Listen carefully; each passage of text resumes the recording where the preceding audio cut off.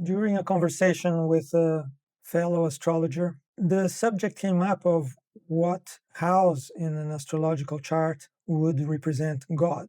I'd like to be intellectually coherent. That way, it can give us a basis for thinking about the subject without accepting something as a matter of blind faith or rejecting it completely as a matter of absolute skepticism. I think the subject of God or divinity is a very important one in the life of any sane human being.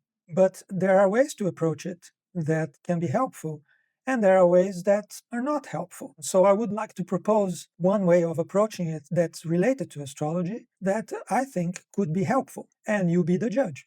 Before speaking about God, we need to have some kind of agreement of what God is, right? So we need to define God. If we talk about car, money, relationships, and jobs, the definition is so built into our lives that's not necessary. So let's come up with some definition of God. There are different definitions out there. The one that I resonate most with, it's the idea of omnipresence, which is some kind of principle in our existence that is present everywhere at all times. This is a concept that can be found in Hinduism, Vedanta, even in some Christian authors, Islam. It's basically everywhere, just like the name implies. But it's a concept. If we take God as this omnipresence, which is a principle that's present everywhere at all times, then if we are intellectually congruent and analyze it, we have to come to the very quick conclusion that there's no house in astrology for God. If we take our analysis one step further, we conclude that all houses are omnipresence.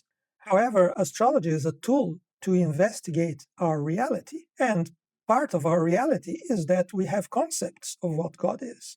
I just proposed one, which is omnipresence. But not all concepts are equal. Some concepts reflect truth, some concepts are abstract without any direct relation to reality, and some concepts are distorted. They take the mind away from truth. I'll give you a quick example. Suppose a child never saw an elephant before. And before we take the child to the zoo, we describe, okay, an elephant is a large animal with big ears, with a kind of brownish skin, and is very, very heavy. That's a concept that's very close to reality. It points at what an elephant actually is. But if I present to the same child the idea that an elephant has 3 ears, is pink, it has fangs like a tiger's, and runs like a gazelle, that concept is very far from reality. For an elephant, you go to the zoo, you open a book, and you see what it is, and you clarify which concept is true or not very quickly and very simply. But for spiritual concepts, such as God, that's a little different.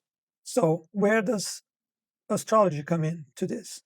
Well, we are analyzing concepts.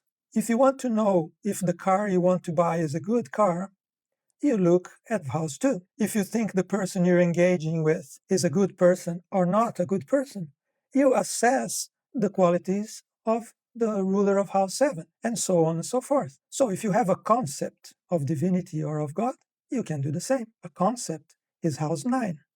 So if you want to know if your concept of God or divinity is close to reality or far from it or purely abstract, you can assess the quality of house 9. You're not answering if God exists or not. You're assessing the veracity or the quality of your conceptualization of God.